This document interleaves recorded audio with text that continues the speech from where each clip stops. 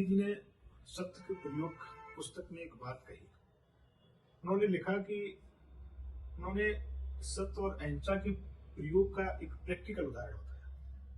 उन्होंने लिखा कि जब भी आप कोई बड़ा काम करते हैं तो आप एक संगठन बनाते हैं, एक ग्रुप बनाते हैं, और उस ग्रुप में आप योजनाएं बनाते हैं, कार्य कैसे किए जाएंगे इसके लिए चर्चा करते हैं और फिर उस कार्य को अंजाम देते हैं। अब उन्होंने यहाँ पर अहिंसा और सत्य पर जोर क्यों दिया और क्यों बताया कि सत्य और अहिंसा की लड़ाई पर रास्ते पर चलकर ही कोई व्यक्ति सबसे बड़ी लड़ाई या बड़ी लड़ाइयां जीत सकता है। उन्होंने ऐसे समझाया कि जैसे मान लिया आपका 10, 20, 50 लोगों का एक ग्रुप है, उसमें आप कोई चर्चा करते हैं और उसमें आप अहिंसात्मक तरीके से कोई लड़ाई लड़ने के लिए और उसको जीतने के लिए प्लान करते हैं। सपोज करिए आपसे कोई उसमें सहमत नहीं है और वो व्यक्ति आपके ग्रुप से टूटकर अलग चला जाता है, और जब भी वो अलग जाता है तो निश्चित रूप से जब वो आपके संगठन में था तो वहां की गोपनीयता और वहां की सब चीजों से वाकिफ था, और जब वो बाहर जाता है तो उस गोपनीयता को दूसरे लोगों के सामने रखता है।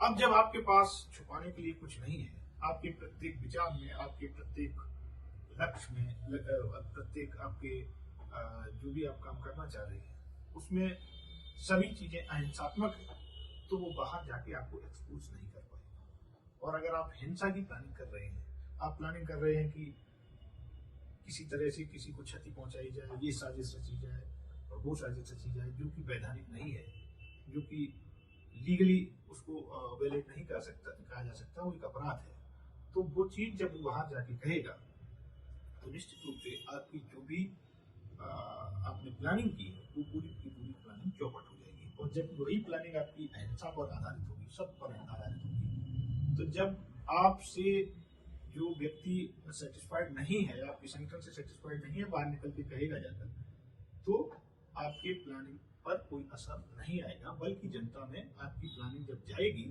तो लोग यही कहेंगे कि कोई सत्य और अहिंसा के आधार पर अपनी लड़ाई लड़ रहा है और उसको कभी कोई गलत नहीं ठहराया जा सकता, ना ही कोई गलत ठहरा सकता है और ना ही उसके बारे में कोई गलत कर सकता है। मैं ये बात इसलिए कह रहा हूँ कि अरविंद केजरीवाल की गिरफ्तारी हुई। अब मैं चूंकि अन्ना हजारे जी का जो आंदोलन था, मैं उसके काफी करीब था। देश के बहुत सारे लोगों के दिल में उस समय ऐसा एक तरह की ये आग थी लोगों के दिलों में, और एक तरह से ये भावना लोगों की थी शायद भ्रष्टाचार देश से समाप्त हो सकता है या कुछ कम हो सकता है। तो मैं भी उनमें शामिल था। मैं भी ये बात सोच रहा था कि देश में भ्रष्टाचार समाप्त हो जाए या कम हो जाए, क्योंकि आरटीआई का दौर था। आरटीआई ने भी बहुत सारा भ्रष्टाचार पे काम किया, बाद में आरटीआई का अब उस तरह से वो प्रभाव नहीं रहा है। तो चूंकि मैं बहुत डीपली इन्वॉल्व था उन सब चीजों में और उन सबको बहुत करीब से देखता था, तो मुझे पता है कि अरविंद केजरीवाल ने क्या किया। अरविंद केजरीवाल ने आंदोलन किया, पार्टी बनाई, वहां तक सब ठीक था, सरकार बनाई, वहां तक सब ठीक था। अब अगर जो लोग दावा करते हैं कि उन्होंने ये अच्छा किया, वो बुरा किया, क्योंकि मैं आज भी इंडिया गठबंधन का वोटर हूँ, और जब भी वोट मुझे देने का मुझे मौका मिलेगा तो मैं इंडिया गठबंधन को दूंगा, क्योंकि केजरीवाल भी इंडिया गठबंधन के हैं, तो कहीं ना कहीं मेरा वोट केजरीवाल या उनके सहयोगियों को जाएगा। ये भी सच्चाई है। लेकिन ये सच्चाई होने के बावजूद जो चीज सत्य है उसको मैं झूठा कैसे कह सकता हूँ। केजरीवाल ने कल अपनी तमाम दलीलें कोर्ट में रखी। उन्होंने कहा कि पैसा लेना कहीं साबित नहीं हो रहा है, या ईडी के पास जो उन्होंने बहुत सारे गवाह इकट्ठे किए, उनके बहुत सारे पहले के बयान हैं, वो यहाँ नहीं रखे जा रहे हैं, और उनके ऊपर दबाव बना के, उन्हें जेल में रखने के बाद उनके ऊपर दबाव बनाया है, उसके बाद उनसे जो बयान लिए गए, उन बयानों के आधार पर मेरी गिरफ्तारी हुई या मुझे परेशान किया जा रहा है। आप एक चीज बताइए, कोई भी व्यक्ति जो गलत होगा, जब तक उसके पास उसके ऊपर दबाव से कुछ नहीं पूछा जाएगा, तब तक वो कैसे सही बता सकता है। तरीका यही है कि किसी से बार बार बात की जाएगी तो उसके पहले वो इतनी बातें बताएगा कि कई हजार पन्ने भर जाएंगे, लेकिन जब बातों को आगे लाया जाएगा, उसके ऊपर दबाव बनाया जाएगा, उसके बयान रिकॉर्ड किए जाएंगे, फिर उसमें से धीरे धीरे सच्चाई का निचोड़ निकलेगा। और ये सब बातें, ये सब एक्सरसाइज, प्रक्रिया क्यों की जाती है? इसीलिए की जाती है कि आदमी को सच्चाई उससे उगराई जा सके, सच क्या है उसको लाया जा सके। हाँ बिल्कुल सही है। इसके लिए जब मान लिया किसी ने बता दिया क्या सच है क्या गलत है, अब उसके पहली वाली बात झूठ है या बाद वाली बात झूठ है, इसके लिए जरूरत पड़ती है एविडेंस की। अगर वो जो कह रहा है उसके पास उस तरह का कोई एविडेंस है तो निश्चित रूप से उसकी बात सही है। एविडेंस क्या है?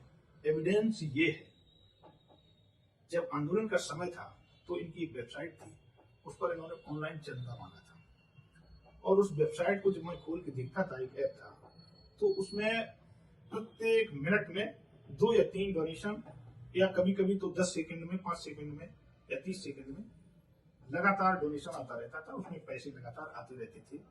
और ये स्थिति थी कि पहले चुनाव में इतना पैसा आ गया था कि उन्होंने अपना बाद में वो वेबसाइट बंद कर दी और कहा मुझे पैसे की जरूरत नहीं है, और वो पैसा लोगों से लेना बंद कर दिया। बाद में धीरे धीरे चीजें बदली। मैंने पहला भी जब इनका चुनाव था वो भी देखा, दूसरा चुनाव भी देखा।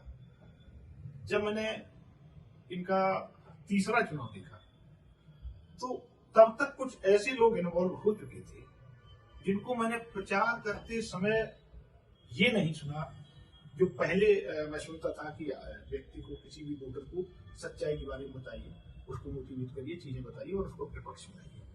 फिर इस तरह के लोग वहां मैंने देखे जो ये कह रहे थे कि माइंड वॉश करिए, इनका माइंड वॉश करिए और इनको अपने पक्ष में लाइए, गरीब लोगों को, झुग्गी झोपड़ी वालों को, इनका माइंड वॉश करिए। फिर इस तरह की राजनीति शुरू हो गई थी। अब मैं इस बात पे आता हूं कि एविडेंस क्या है। एविडेंस ये है कि जो पहले चुनाव लड़े गए उनमें पैसा जनता ने दिया, उस पैसे से चुनाव लड़े गए, और बहुत ही साधारण तरीके से साधारण लोगों ने वो चुनाव लड़े। साधारण लोगों ने ही आंदोलन की उस जो हुंकार थी, उस आंदोलन की हुंकार से बड़े बड़े दिग्गजों को धराशायी कर दिया। पहली बार कुछ सीटें कम रह गई और दूसरी बार 67 सीटें जीतकर जनता ने आंदोलन पर पूरा विश्वास करके केजरीवाल को मुख्यमंत्री बना दिया।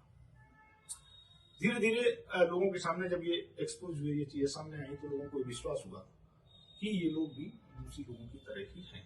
तब तक बहुत कुछ हो चुका था। देश से जितने भी लोग ये विश्वास करके निकले थे कि हम देश को बदल देंगे, केजरीवाल बहुत ही अच्छा ईमानदार नेतृत्व है, और जब उन्होंने केजरीवाल को पास से देखा, उनके पास मीटिंग की, तो उनको लगा कि नहीं मेरा सोचना गलत है, और वो लोग धीरे धीरे अलग हो गए। और जो नहीं अलग हुए, जो उनके अंदर थोड़ा सा ये दृढ़ था कि मैं अच्छा करूंगा, वो भगा दिए गए, उनको बेइज्जत करके वहां से ह्यूमिलेट किया गया, उनको वहां से भगा दिया गया। ये सब चीजें जब धीरे धीरे लोगों के सामने आई, देश में आई, तमाम एनआरआई थी, बहुत पैसा विदेशों से आया, उन एनआरआई के द्वारा आया। जब उन एनआरआई को भी, बहुत सारे एनआरआई को भी ये सब चीजें पता चली, तो उन्होंने डोनेशन देना बंद कर दिया। अब जो ये कह रहे हैं कि एविडेंस क्या है, शराब में घोटाला किया हुआ, पैसा कहाँ गया, तो बिल्कुल साफ है, ये गुजरात चुनाव में आपके पास पैसा कहां से आ गया, गोवा के चुनाव में आपके पास पैसा कहां से आ गया, पंजाब के चुनाव में आपके पास इतना पैसा कहां से आ गया? क्योंकि तब तक पार्टी के अंदर और पार्टी के बाहर लोगों ने ये स्वीकार कर लिया था कि अब आम आदमी पार्टी भी दूसरी पार्टियों की तरह ही छल बल करके, पैसा इकट्ठा करके और पैसे के आधार पर चुनाव लड़ेगी और जीतेगी। ये बात पार्टी में पूरी तरीके से स्वीकार हो गई थी। फिर उसी तरह से जो पहले चुनाव में लोग थे, जो कम पैसे वाले थे, चुनाव जीत गए थे, भले ही वो जीत गए, जिसके बाद उनको धीरे धीरे किनारे कर दिया गया। वही लोग जो इस समय महाबल मिश्रा मैं देख रहा हूँ, दिल्ली से लोकसभा का आम आदमी पार्टी ने प्रत्याशी बनाया, ये 2015 का चुनाव होगा शायद, महाबल मिश्रा को आम आदमी पार्टी बेहद ही करप्ट बता रही थी, और अब बाद में इनके पुत्र आए, और इसके बाद महाबल मिश्रा भी आ गए। ये एक उदाहरण है। इस तरह से बहुत सारे लोग जो दूसरी पार्टियों में थे, जो आंदोलन का हिस्सा नहीं थे, वो आम आदमी पार्टी में आए, और आम आदमी पार्टी ने ये स्वीकार कर लिया कि अब राजनीति दूसरी पार्टियों की तरह ही होगी।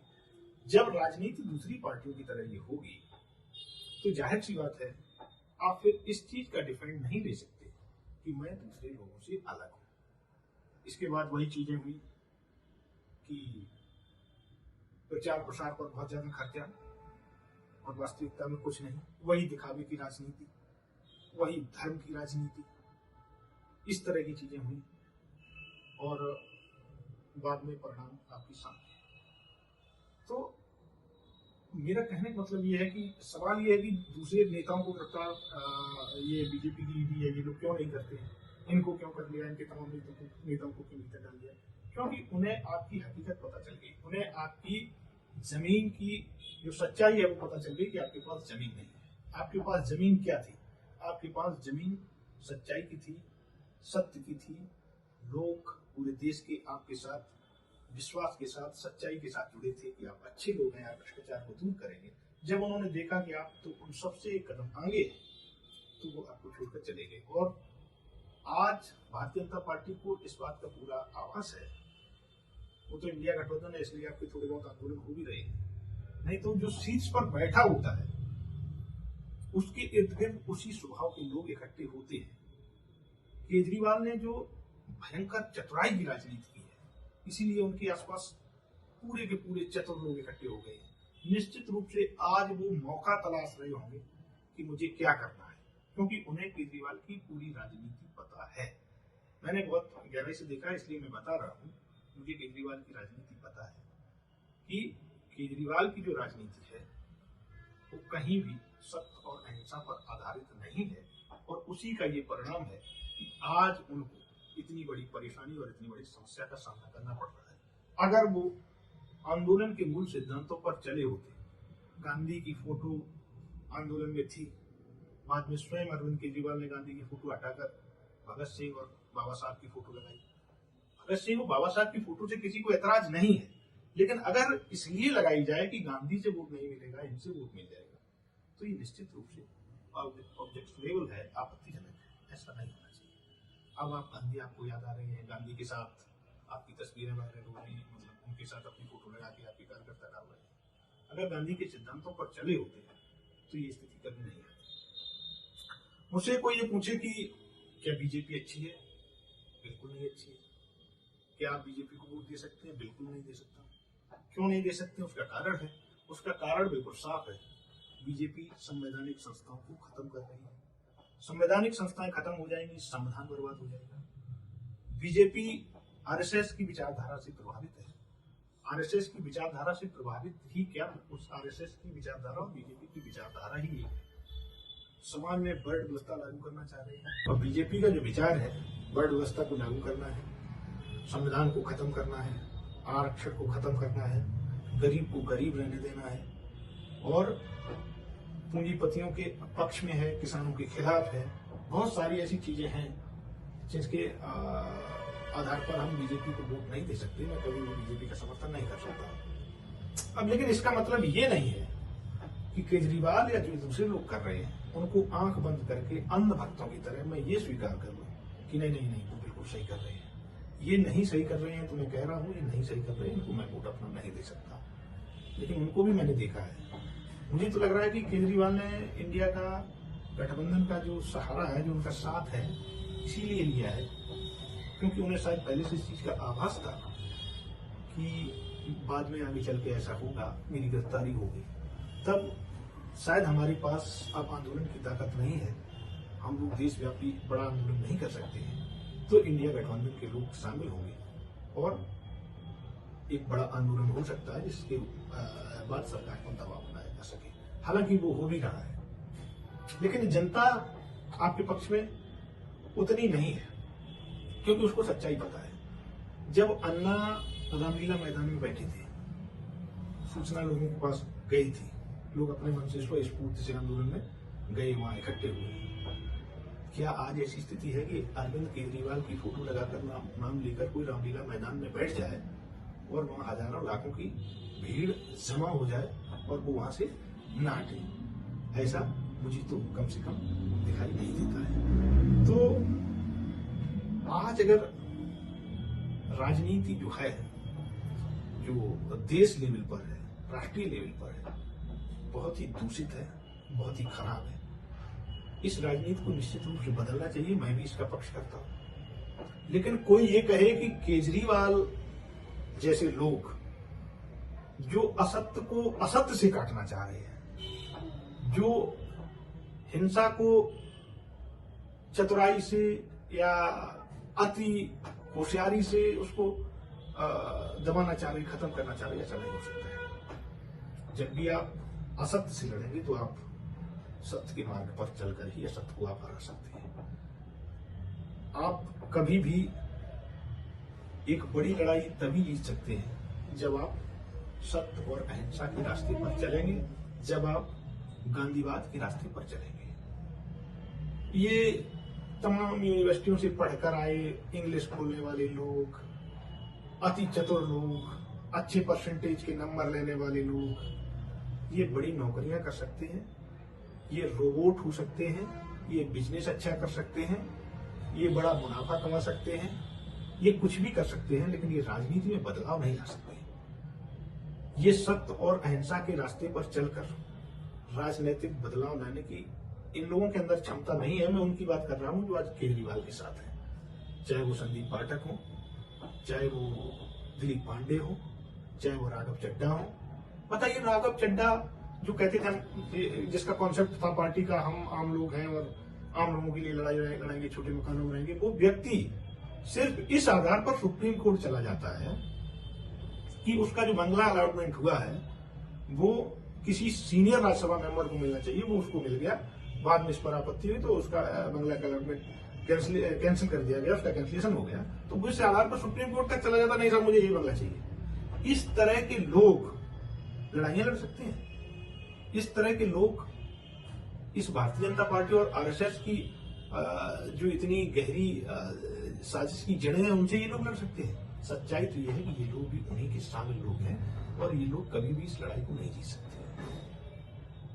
हाँ, मैं देख सकता हूं राहुल गांधी ने जो यात्राएं की है, जब वो व्यक्ति कहता है कि डरिए मत, मैं नहीं जानता हूं कि कांग्रेस ने पहले अच्छा किया, बुरा किया, क्या नहीं किया, लेकिन उस बंदे के अंदर आज मुझे सच्चाई, सत्य और अहिंसा की झलक दिखाई देती है।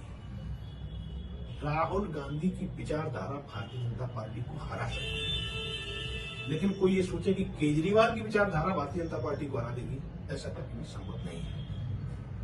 ये हर बार फंसेंगे क्योंकि इनका जो विचार है वो दूषित है। ये लड़ाई को केवल कूटनीति तरीके से जीतना चाहते हैं, जबकि कोई भी लड़ाई अगर बड़ी लड़ाई है तो अगर व्यक्ति और उसका संगठन सत्य और अहिंसा पर नहीं है तो वो बड़ी लड़ाई नहीं जीती जा सकती है। धन्यवाद, नमस्कार, जय हिंद।